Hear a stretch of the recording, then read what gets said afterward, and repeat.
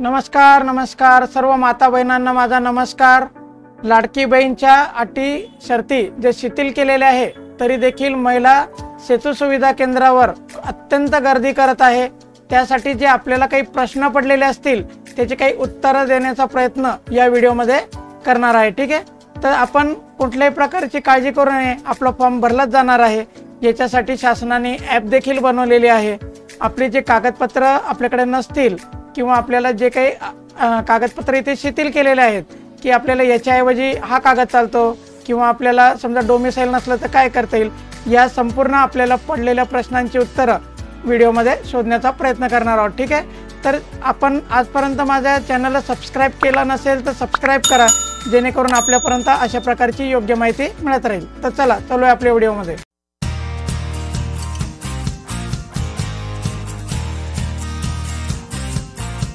तर आपण इथे जाणून घेऊ की आपल्याला कोणते कोणते प्रश्न पडलेले आहेत आणि त्याच्यासाठी आपल्याला काय उत्तर मिळणार आहे। ठीक आहे, सर्वप्रथम आहे की सेतू सुविधावर प्रचंड गर्दी होत आहे, यावर तोडगा काय आहे। ठीक आहे, तर याबद्दल असं म्हणणं आहे की महिला व पुरुषांनी सेतू सुविधा केंद्रावर जाण्याची गरज नाही आहे, कारण आता आपण घर बसल्या सुद्धा ॲपद्वारे आपल्याला इथे अप्लाय करता येणार आहे। त्यानंतरचा प्रश्न आहे की अशिक्षित महिलांना ॲपची माहिती नाही, मग त्या अप्लाय कशा करतील।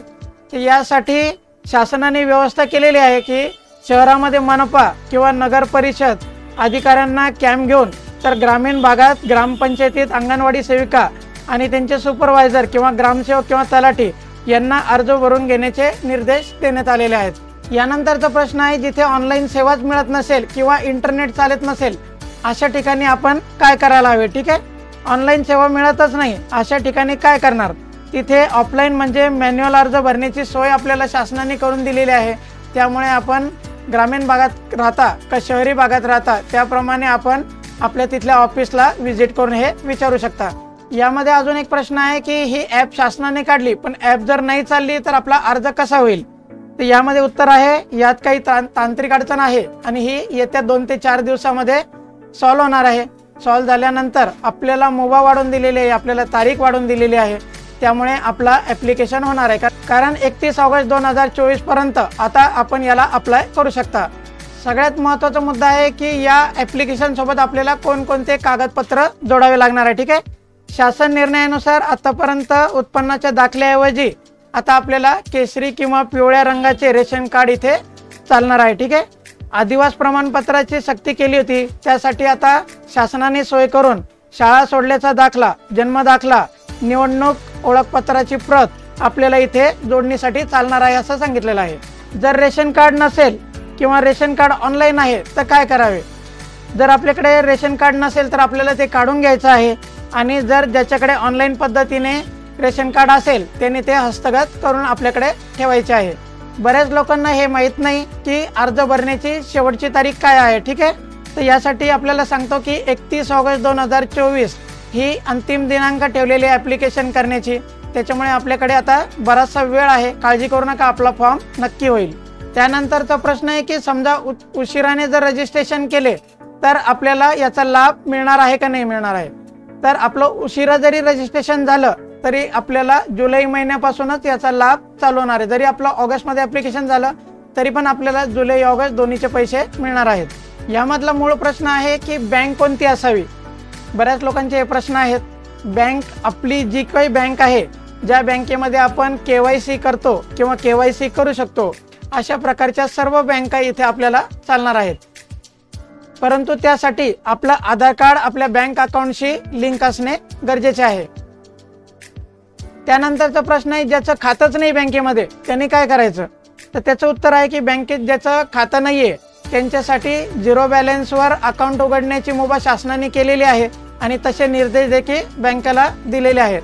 तर आपण जाऊन याची चौकशी करा, आपल्याला नक्की याची माहिती मिळून जाईल। याचा लाभ घेण्यासाठी उत्पन्नाची अट किती आहे असा बऱ्याच लोकांचा प्रश्न आहे। बऱ्याच लोकांना याच्याबद्दल माहिती नाही।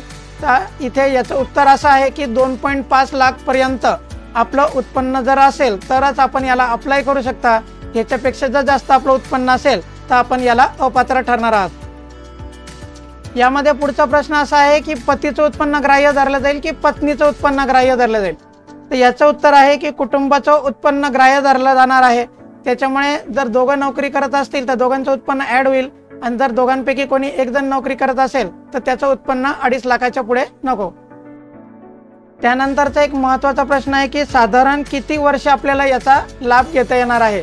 तर जोपर्यंत शासन ही स्कीम रद्द करत नाही तोपर्यंत आपल्याला या स्कीमचा फायदा घेता येत राहणार आहे. नंतरचा प्रश्न असा आहे की दरवर्षी उत्पन्नाचा दाखला काढावा लागेल का. तर यासाठी उत्तर आहे की नाही, आपल्याला दरवर्षी उत्पन्नाचा दाखला काढण्याची गरज नाही, कारण आपण 31 ऑगस्टपर्यंतच याला अप्लाय करू शकता. त्यामुळे दरवर्षी उत्पन्नाची आपल्याला अट नाही.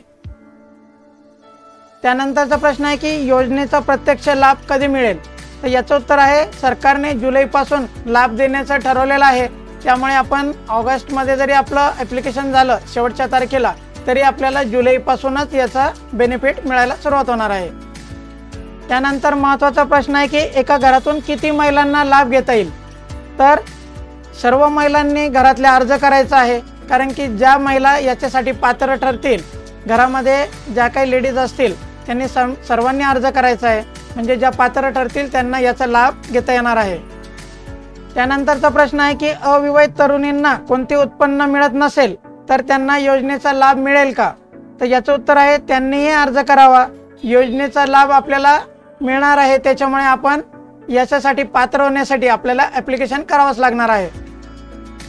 महत्त्वाचा प्रश्न आहे की आधार कार्ड किंवा पॅन कार्ड नसलेल्यांना या योजनेचा लाभ घेता येईल का. त्यासाठी सांगितलेलं आहे की योजनेच्या लाभासाठी रेशन कार्ड किंवा निवडणूक कार्ड अर्जासोबत आपण जोडलं तरी चालणार आहे. त्यानंतर काही महिलांची अडचण आहे. त्यांचा असा प्रश्न आहे की कुटुंब विभक्त आहे, मात्र रेशन कार्ड सर्वांचे एकच आहे, तर किती महिलांना लाभ मिळेल. याबाबत शासन योग्य तो निर्णय घेईल आणि त्यानुसार आपला अर्ज छाननी करून पात्र का अपात्र हे आपल्याला सांगितले जाईल. तर याप्रमाणे अनेकसे प्रश्न आहेत, त्याचे उत्तरं देण्याचा मी प्रयत्न करेल. जेवढी माहिती याच्याबद्दल मिळत आहे तेवढी मी आपल्यापर्यंत पोहोचविण्याचा प्रयत्न करत आहे. जर आपण आजपर्यंत माझ्या चॅनलला सबस्क्राईब केलेलं नसेल तर सबस्क्राईब करा, जेणेकरून आपल्यापर्यंत अशा प्रकारची योग्य आणि अचूक माहिती मिळत राहील. धन्यवाद.